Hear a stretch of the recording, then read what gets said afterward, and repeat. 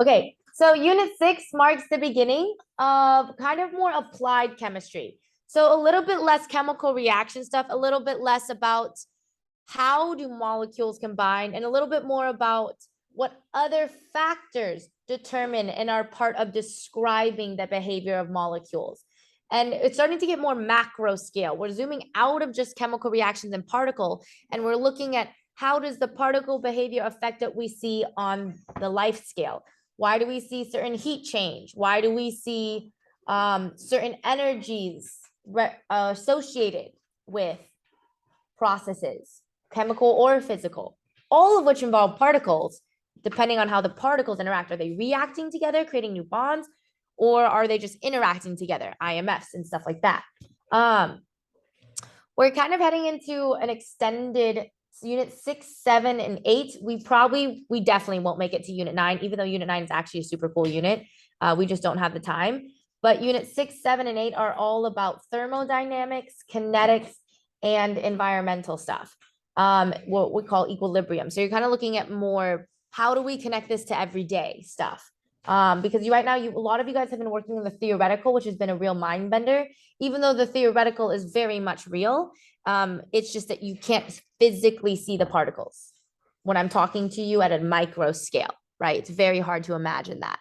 So this should be a pretty nice change in pace unit. So first, though, I have a little demo, and I'm going to get it set up for a second. All right, so we're starting a unit on kinetics and thermochemistry. And basically what this unit is all about is heat and energy, heat and matter. How does heat, which is a form of energy, what type? Potential or kinetic? Kinetic, right? So we're looking at heat, kinetic, heat energy, and how that explains a lot of the motion and behavior of particles. That also explains a lot of why tracking heat and describing processes according to heat is super relevant to the conversation of chemistry. So what I have here is we're going to look at the decomposition of hydrogen peroxide. All right, this is kind of your little demo. It's about the decomposition of hydrogen peroxide, which, by the way, is a spontaneous process. Like, it just happens.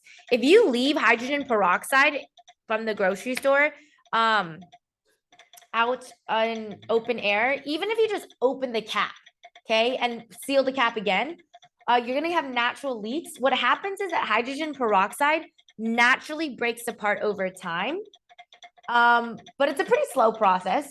So like within about a year or so, and I think I mentioned this before, you could technically drink your hydrogen peroxide. It breaks down into water and oxygen gas.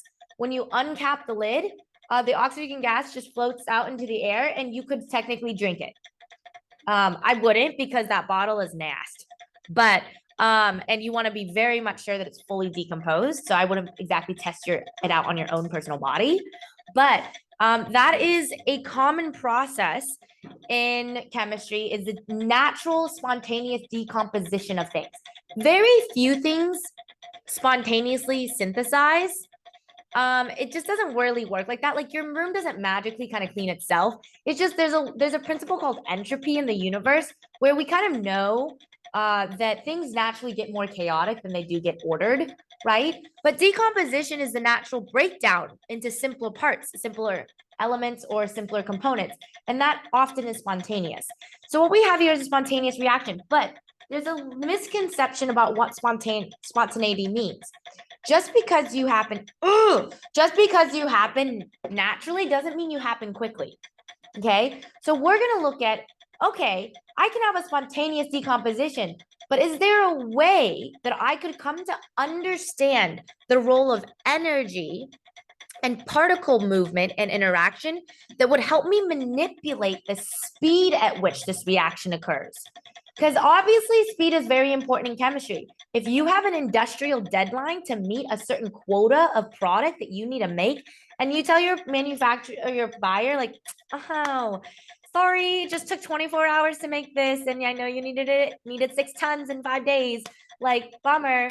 Like, you really need to pay attention to the monetary aspect of, can I make this in time? Okay, can I get enough product calculated through stoichiometry? And now we're adding, can I get that much product though in a certain amount of time. And if I can't naturally, according to leaving the reaction to its own, okay, status, if it doesn't happen naturally in the time zone I want it to, can I manipulate the reaction in such a way that I could speed it up? Or perhaps you actually want to slow down a reaction because the product it makes isn't what you want. You only want, or a byproduct it makes, a side product it makes isn't what you want. So you actually want to slow it down to create a different type of interaction. That's also very valid. Sometimes you want to go backwards in terms of not every time you speed up is better. Sometimes it's better to slow it down. So being able to manipulate and understand the kinetics or the rate at which reactions occur and the factors that affect them is highly relevant to chemistry. And it connects the concepts of energy and movement with particles. Okay, so this decomposition, what we have here is a solution of potassium tartrate. It's just kind of in a solution environment for that hydrogen peroxide. And I actually don't know if I've ever done it this way, but we're going to do it. So what I'm doing is I'm heating my solution right now. So it's getting warmer. Okay. And I'll switch over to camera.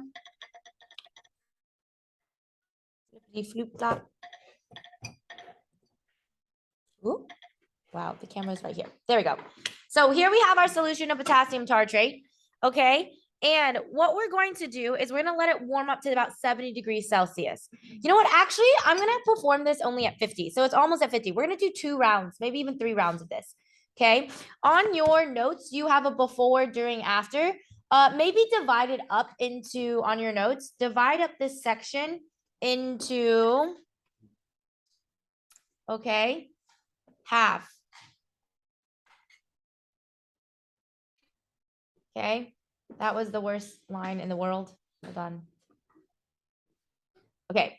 So we're going to do the first half at 50 degrees Celsius. Okay. We're going to do the first half at around 50, approximately 50 degrees Celsius. Okay. And what you're going to do is you're going to start making observations. So the first thing that you're going to know is I am going to add in hydrogen peroxide. Okay. Based off of what you see now, what are some observations? I totally recognize that I need to change over to camera. Based off of what you see, whoops, not there. Now, what are some observations you can make about the initial environment? It's clear, and it's in what state of matter? Liquid, and it's at around 50 degrees Celsius. Okay, doesn't really have a smell. Okay, as kind of part of the before, you could put this in the during. Okay, I'm going to add, and I'm going to get a timer going. I'm going to add hydrogen peroxide. And when I add it, I'm going to start a timer. And we're going to see how long it takes for it to bubble or to decompose. I know it's decomposing if it starts releasing bubble gas. Okay. So we're going to see how long it takes to vigorously decompose. So I'm going to add, I think they suggest, 40 milliliters. Sure. Why not? Why the ever not, right? So we'll just do approximation. Here, exactness doesn't matter as much.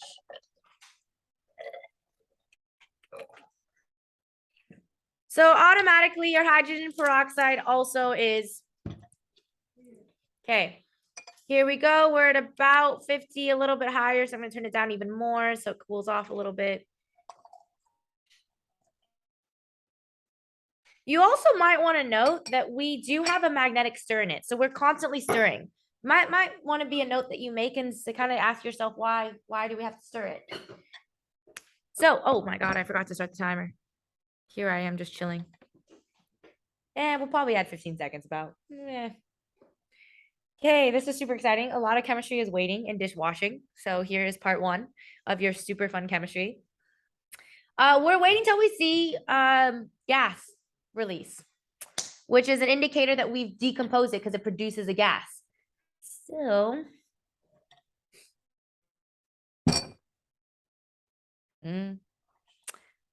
this is super fun. So we have a running clock. Okay. Ooh, too far. 38. I realize that is totally backwards, but this 40 is because of the double screen. Okay, 43. We're running on a minute.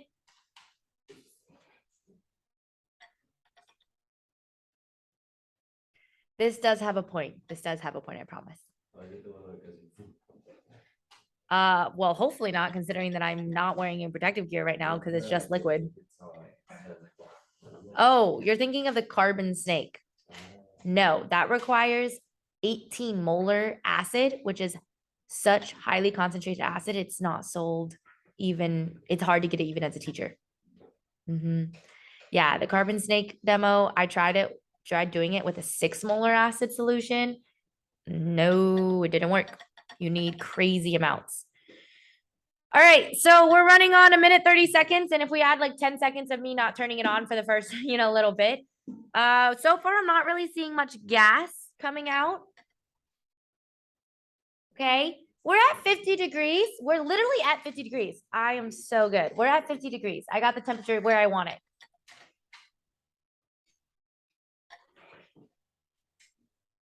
Not as impressive right now. Not as impressive.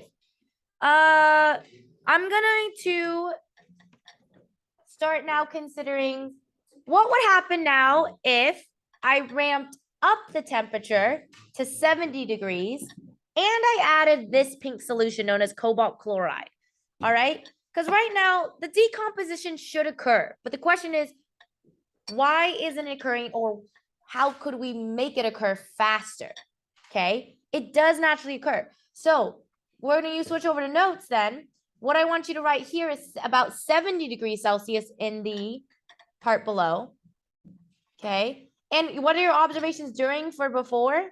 Not much, right? Like not much is happening, right? Like, theoretically, gas should be starting to be made. Decomposition should be happening theoretically, but it's not really happening at an observable level, right? So not much at observable level, right? i.e. like no gas is being produced so far, right? Even though that's what we're waiting for. I'm gonna keep the time running, but I'll lap it and kind of make a note about how long it took before we saw anything versus how long it takes when I add these two things.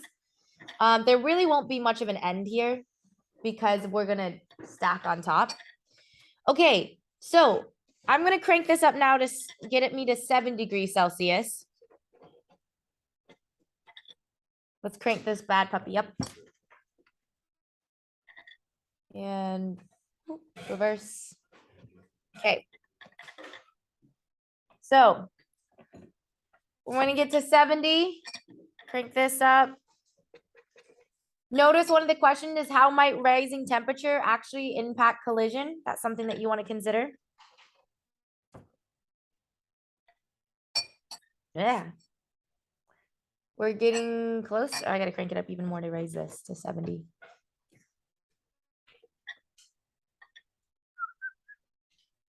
Go, little one, go. Look at the journey. It's red. Oh, you can't see it. It's going up. All right, I'm going to measure out 14 milliliters of this cobalt chloride solution. Where is this? Cobalt chloride solution. What do you notice? Observations before with 70 degrees Celsius and cobalt chloride. What do you notice about the solution I'm about to add? Pink. Okay. What state of matter? Actually, you know what we would say? This is aqueous. This is we could find it in powder form and we dissolve it in water. This is aqueous.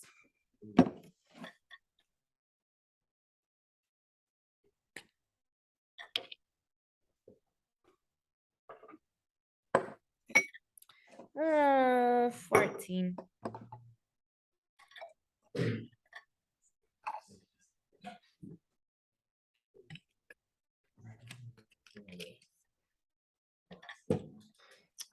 All right, we're almost to 70. We're at about 60, so a little bit more. Once it hits 70, I wouldn't say I'm seeing very much vigorous bubbling or anything. I'm getting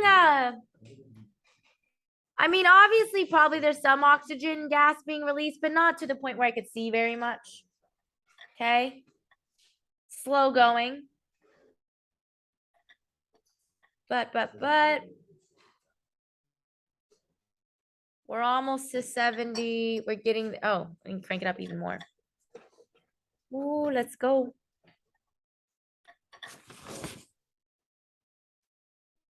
You can't really see it right now, but there is vapor gas being released. It's really hard to see, but there's vapor happening up here. So we're seeing that we are starting to get some decomposition going. I'm seeing a lot of oxygen gas being released right now. Can you guys see any of the vapor? Nope. Anyway, it's kind of hard to see, I know, through the camera as well. But you're definitely getting some vapor being released with just increase in temperature. You want to make a note of that.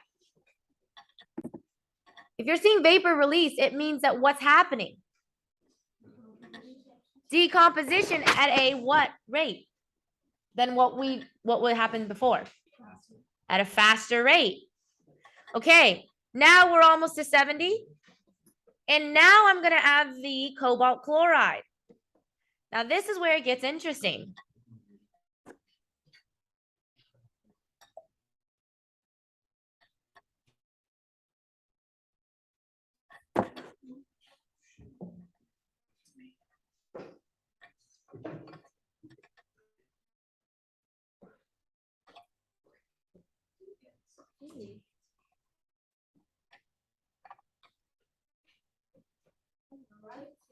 What's happening? And look at what we're producing. And notice the color continues to change.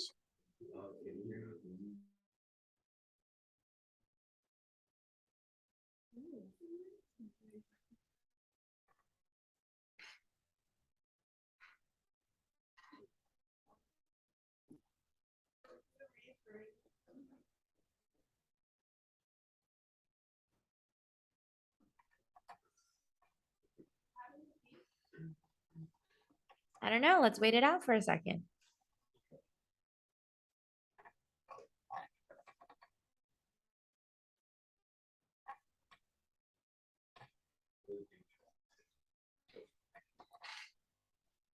Okay.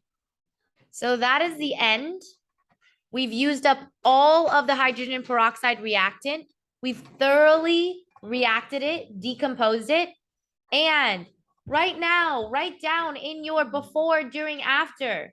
What were your notes regarding what you observed? And that was about, by the way, that whole process took about 45 seconds. Once I added the cobalt chloride. Yes. Change colors slower, or would it just be the same? I don't know. What did I write that down? Okay, I'm gonna start shutting this off so I don't like burn myself. 3, 2, 1. So, what we noticed as a class was at 50 degrees Celsius, just for a quick summary, there wasn't much observable gas release. Like there probably was some, just not at the level that we could see it at.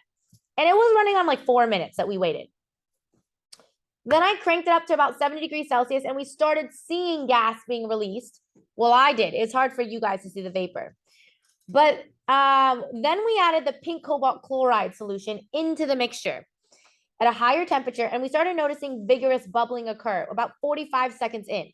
Okay. And we started with that vigorous bubbling, a color change occur from pink to like a yellow orange, so that would quickly transition to a green and back to pink. Okay. And then we ended with a pink color. So could someone please tell me, how might this demo reveal a relationship between the effect of temperature and the speed of a reaction? What would be your single sentence statement? I actually think I heard Mary say it. As temperature increases, so does the kinetic energy of molecules, which makes the reaction faster. So as the temperature increases, the reaction speed or rate increases. Two ways of saying it. And this is likely due to increase in particle kinetic energy. Capital KE. That sounds absolutely right. Like this unit, it's a really nice break because it's a real kind of common sense unit. It's like just think about everyday life. Like, yeah, it's a really nice break. Okay. So then what can we deduce now, switching over to this, focusing on the role of the cobalt chloride, which is, by the way, cobalt 2 chloride, cobalt with a charge of 2 plus. So it's CoCl2. Okay. Cobalt chloride is going to be CoCl2 solution. What can we deduce about the presence of the cobalt chloride in the reaction? Consider before and after. What do we recognize based off of the color change? Danny? You said the cobalt chloride started the reaction, was kind of like the key. Okay, so the cobalt chloride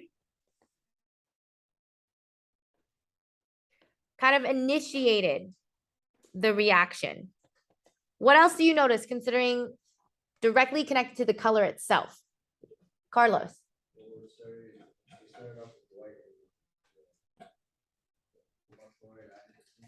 Mm-hmm. And then we ended with it. So what does that tell us about the cobalt chloride in solution? What? It's still there. But what was happening during the process based on the color? Well, it's assisting with the decomposing for sure. But what can we say about the cobalt chloride itself? If we say that the color pink shows that it was there, what do the other colors show? That what?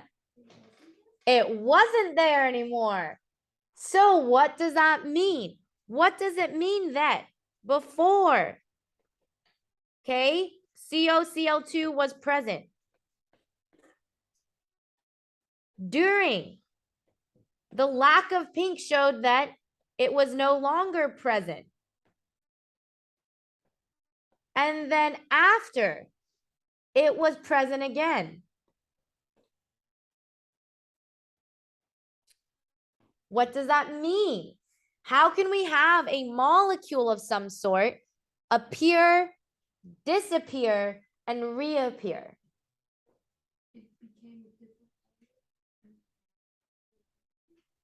Did it transform into a different element and then come back to its original form? Did it dissociate? But technically all the ions are still there.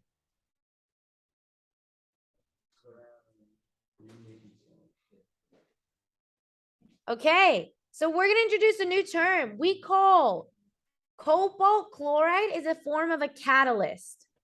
Now you guys have heard catalyst in a lot of terms, okay?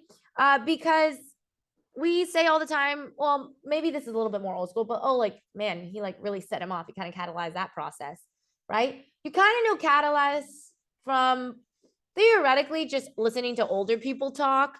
They probably have described certain situations like that. Definitely has to do something with speed. But what's really particularly interesting is that the colors reveal something else about how to identify what a catalyst does and how to recognize when there's a catalyst.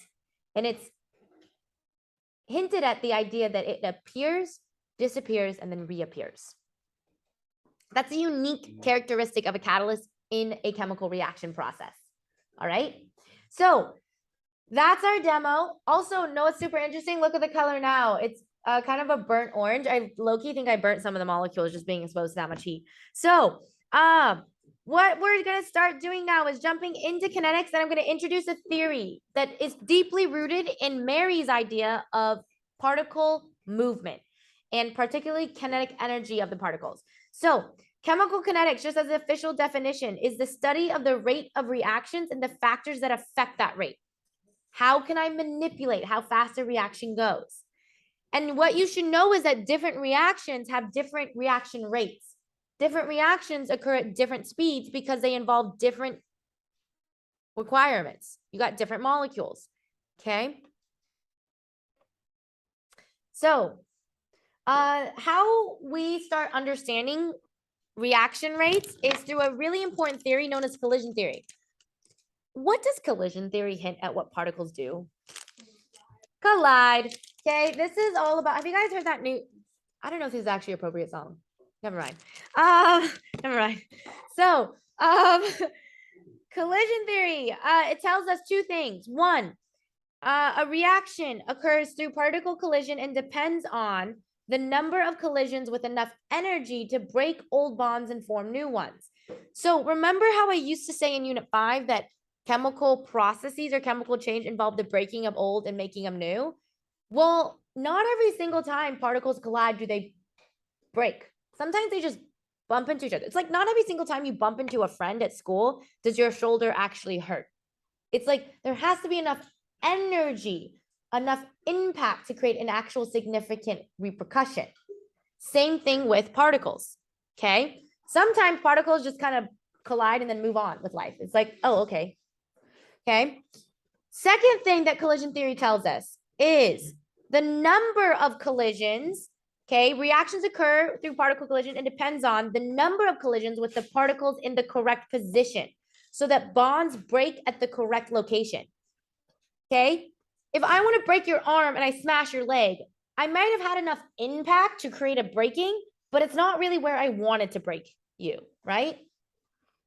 So position or orientation matters in particle collision in creating the ideal reaction, especially when you get with larger molecules. It's like, how did we break right there? Why don't we break here?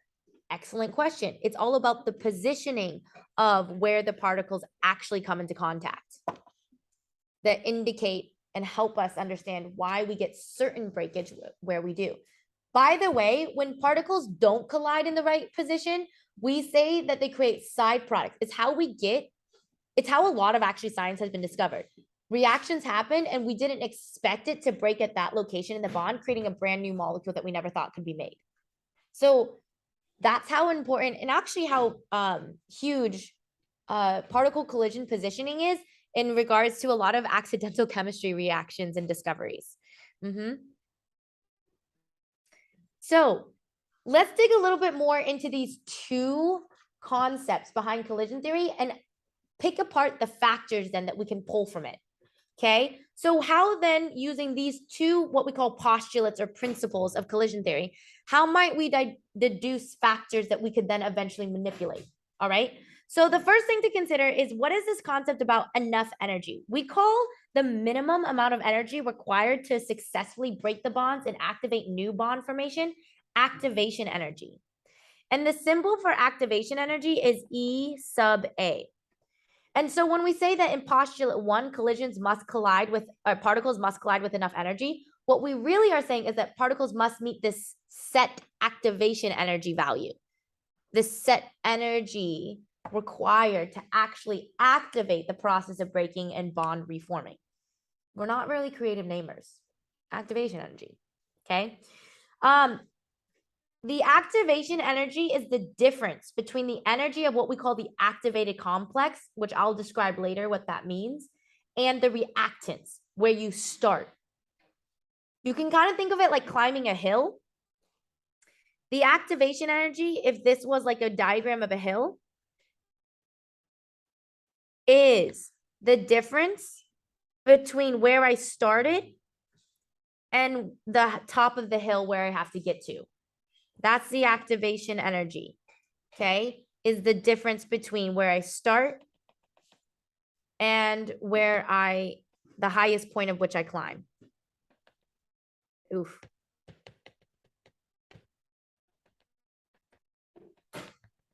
Now, we would call this position up here, this location, that represents what we call the activated complex in my analogy. So whatever status of molecule formation is occurring at that top of the hill is the activated complex. And what you can see is that it's a high energy. It's a high energy arrangement. That's going to become particularly pertinent in about 2 days for you guys. Okay, but the activation energy itself is the difference between the high energy top of the hill and the starting point. You can think of it as the distance travel or the altitude climb, whatever, the flights climbed, whatever, however you want to take it, hill analogy, mountain climbing analogy, whatever works for you. Okay, so how to change the activation energy? Because obviously what we're noticing is that this activation energy, meeting it is the key to having a successful reaction. But then what we also can deduce is if that activation energy is super high, right? It's really hard to have a successful reaction. Ladies, it's like how we say that very few people climb Mount Kilimanjaro, but a lot of people can climb the San Marcos foothills, right? Lower activation energy, a lot more statistically successful reaction. So then the key becomes, how can we, pulling out a factor that we could manipulate, how could we change this activation energy? How could we make the hill smaller? The climb less? Well, there's not many ways we can do it, because here's the key. Activation energy is inherent to the mechanism or the path that the particles take in reaction. And so the only way we can change it is by adding a catalyst, such as the pink cobalt chloride, because what it does is it changes the path. It literally changes the hill that we're climbing.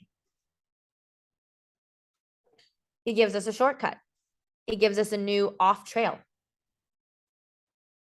But otherwise, activation energy is pretty much unchangeable. And by the way, if you're a chemist and you add a catalyst, catalysts add more cost to a reaction. So it's a factor that costs more. That's effective, but it costs more. Okay, factor number 2, based off of principle 2, that the number of collisions with the particles in the correct position also determines how likely a reaction is going to occur.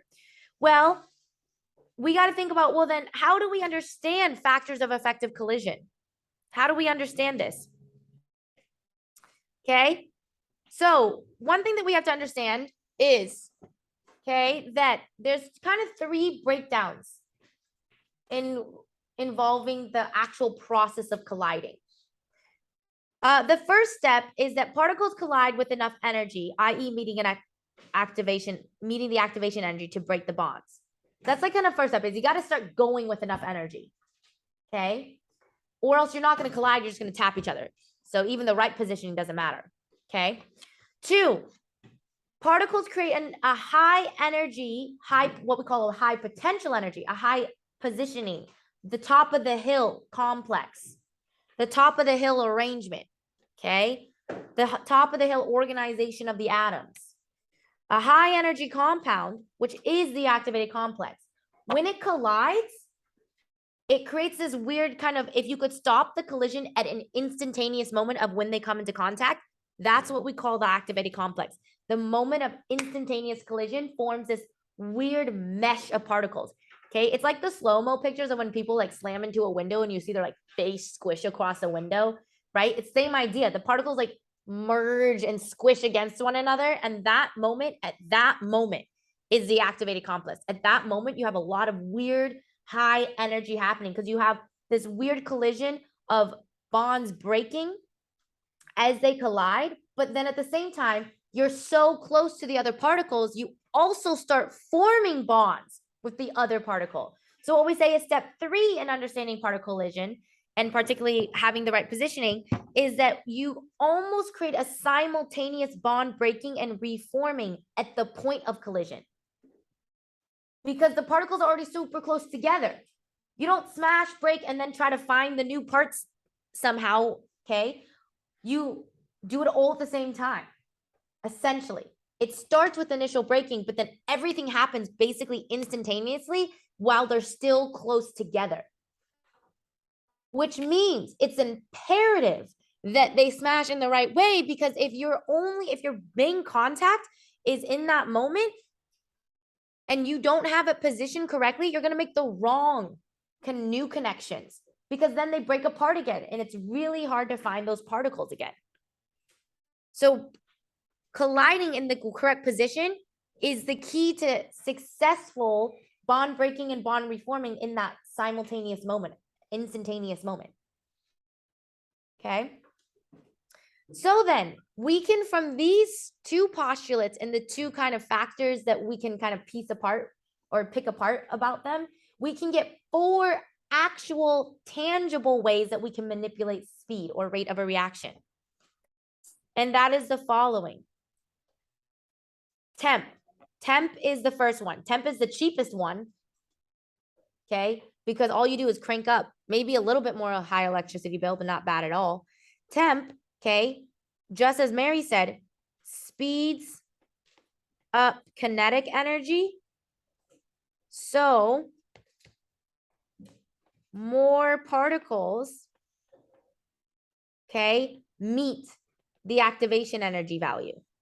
They collide with enough energy. So temperature, if you speed up the kinetic energy, you get more particles that meet the activation energy. So that means higher temp means faster rate, faster kinetics.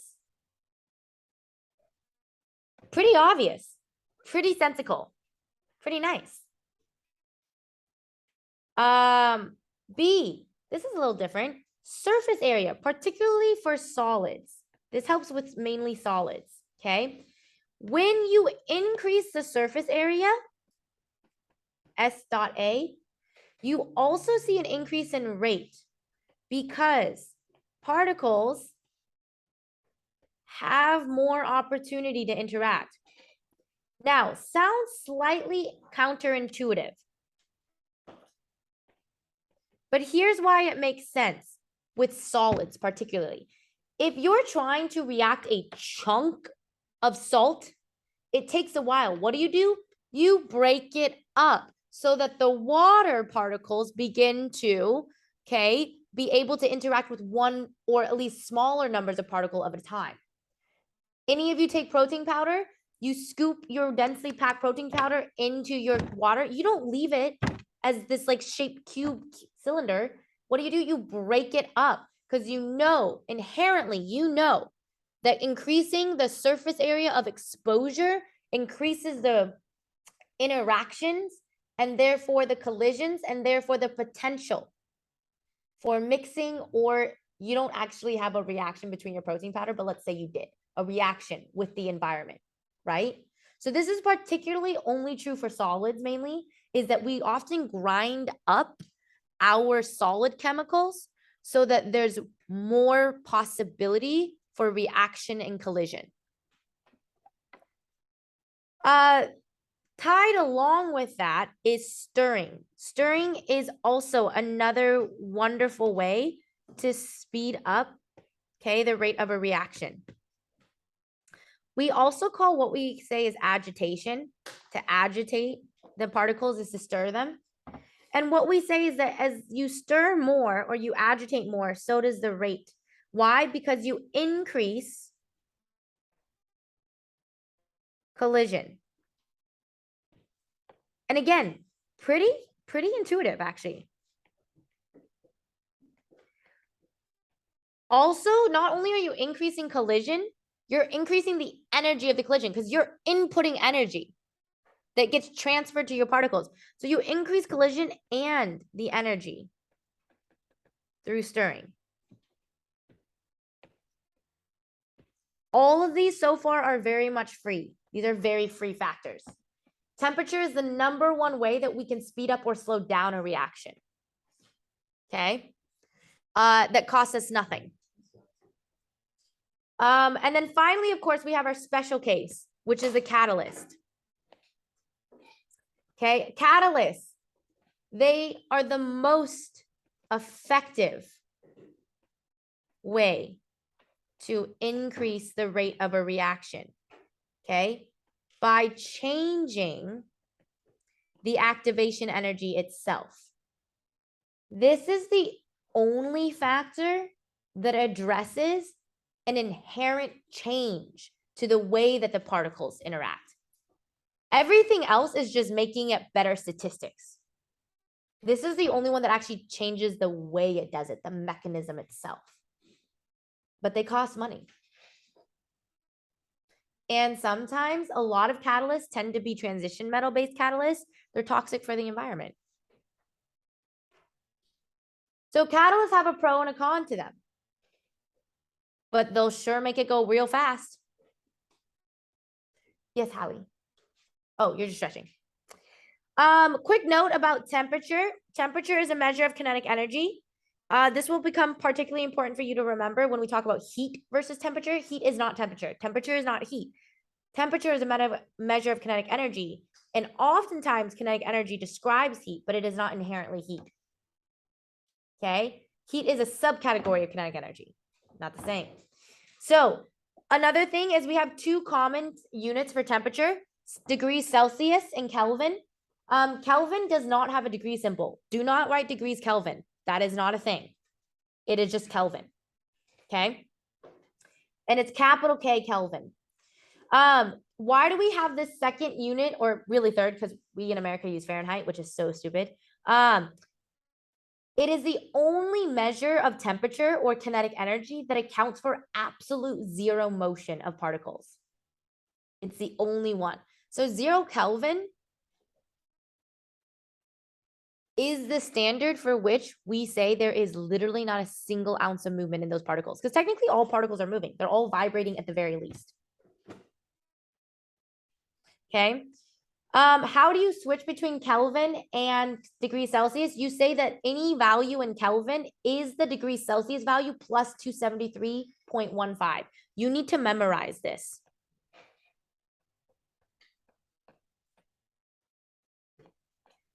So to go between Kelvin and degrees Celsius, you add 273.15 to your degrees Celsius value. Or you subtract 273.15 from your Kelvin value. Okay, so that's the beginning of Unit 6. You have workbook problems. And that's pretty much it.